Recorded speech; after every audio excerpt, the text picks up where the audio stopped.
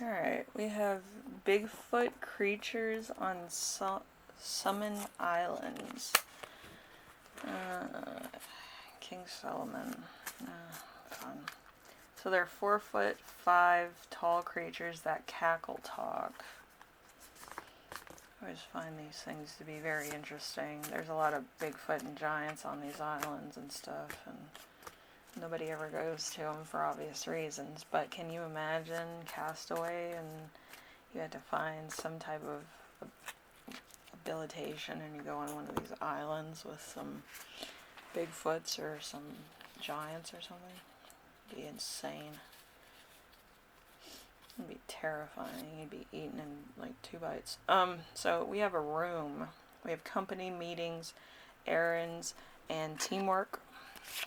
We have reunion. We have loyalty, honesty, unconditional friendship, a volunteer, a trusting friend, a loyal person or situation. We have a death. We have say goodbye, farewell, finalization, the endings. We have a lover. We have a potential love affair, special man, husband, boyfriend, male friend, or family member. Gigi, that's my spa. My cat Gigi keeps knocking over things because he wants attention. We have a young woman. We have a blind date, nurturing, caring nature, and love. We have misfortune. We have bad news, discomfort, obstacles, unlucky. And we have the 5 of Swords. We have deception and conflict. Alright, so we have a bind. We have a spectacle. We have Pokemon. Because these Bigfoots are 4 foot. They look like one of those, char monkeys? Char-chans or whatever? Char-chimps? I think that's a Pokemon. I don't know. I haven't looked at all the newer Pokemon, so. We have going after big dreams. We have paying off debt, taking risks, learning tricks, calculating moves. We also have good and bad. Anything can happen. Fortune, karma, destiny, and changes. We have extremes of emotion, carrying away by own thoughts, sexual attraction, self-protection is needed. We have reflection, ebb and flow. Unseen obsessions, hidden habilitations, a worthy foe, indecision, friends and lovers who are on your level, stalemate, love, affection, and intimacy, loyal allies, difficult choices. He's being a bit of a lazy boy, aren't you? That's what happens when you have a bigger house cat than you expected. A Maine Coon, big cat, very moody. But yeah, Gigi's a good cat though. Okay, let's see, back to the reading. We have being stupid, folly, wary of new start, resilience to start a journey, reflections. We have transition, transformation, major change, endings, letting go, rejuvenation.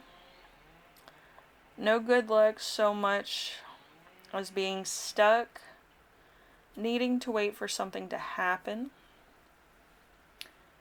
Turning to the rational possibility as a way to deny deep fear, but also maybe a balance emotion and instincts. Okay, we have releasing fear and trauma, letting people get close after a time of pushing everyone away. We have clearing this away. People do not want to see the speaks and the heartbreak of the emotional pain, some kind of deep wound. It may need to be talked about, or somebody might be suffering with releasing it. So there could have been like an injury or something on this island with these Bigfoots. They're little like Neanderthal looking chimpanzees, if you don't know, with red fur. And they cackle talk. They're kind of like really high pitched like clucks almost that have a dialect to them. It's almost like they're talking.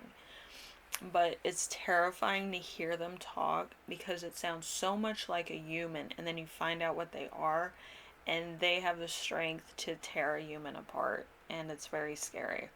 So just be aware of that if you're looking this up. But yeah, it's terrifying to even think about like a Neanderthal Bigfoot to be that aggressive or to be that hateful of humans, in which could have been an evolving state, which I don't believe that. I think everybody's here for a reason. They came from a certain planet, an asteroid, a terminal, for a reason. And I don't know. I just think it's terrifying to know that something could be so hateful of something that has something in common with them, supposedly, in talking dialect or something else. But yeah, it's a scary thing to think about. We also have wealthy, prosperity, success, possible obsession with these things to the point where not caring about anything else. There's more basically the successful older man, woman pleased with life despite any danger signs. So this could have actually been humans that were like millionaires or something that wanted an island all their own. Or it could actually be these Bigfoots themselves that are successful in their own right of keeping everybody away from them. It could work either way. Because there is a troop of them. We are all sacred mirrors and reflections back to the same light. So if you feel successful, something that doesn't have the values that you have, such as money, can share the same emotions. It's pretty like the looking glass situation, I think. So I am a blessing, I am courage, I give birth to the divine. So it's a higher belief system. No matter where I am home. The most sacred sanctuary you can find is within you. We also have true colors, wonder, transformation, and genuine. So if you're genuine with yourself and everything, you might be steered away from this island. I would avoid this island at all costs because it has a bad like grinder vibe. Like it feels like you're gonna be in a vice if you come to this place. It's a bad time. Okay, we have an influence system. We have passive income. We have a fortunate family. We have an inheritance. We have a lucky new beginning. We have a creative genius. We have a retreat. We have guilty over a loss of a loved one. So somebody went here, they found out the hard way, and now they're wiser for their wear.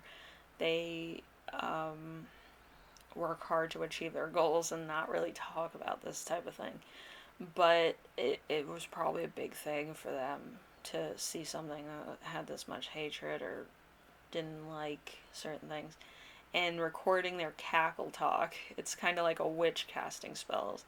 So like a high D would be like a k k k k k. So like 4 cackles on the high pitch. I don't know how to cackle, so you know. As much as a witch I want to be, I can't cackle worth of anything because I'm not with the dark forces. But yeah, cackle talking is certain pitch with each note or value of lettering that we would see as human beings to be a language. Anyway, hopefully this helps somebody out. If you know of any Bigfoots, giants, or anything on an island, a particular plateau or cave system, stay away from it. I know in Japan they have something like that. They have giants on an island. So be careful. And yeah, there's a lot of stuff that's that they talked about in the Bible that a lot of people don't believe is true. I would just be aware of situations that could turn badly. I would not be too inviting to something I don't know anything about. But that's just me. I'm more cautious in my lifetime than I should be. But you have to be aware of surroundings and yourself and how much your physical body can take. Human body can't take stress, so just the dialect is going to be very, it's going to hit something very primal, literally and physically, for a lot of people that would hear this dialect. Just be careful. Anyway, I will see you in the next reading. Take care of yourselves, take care of everyone. Try to outrun the 4-foot Bigfoots that cackle talk. The scary part is that these Bigfoots are 4 to 5 feet tall. I am 5'2". I'm 5'2". So, I'm about the size of these things. That's scary to think about because they're about the size of humans and they walk on 2 legs. So, it's a bit scary. And Bigfoots have been known to mimic human language and stuff. So, it's a predator for sure. So, be careful. Anyway, I will see you in the next reading, alright? Later.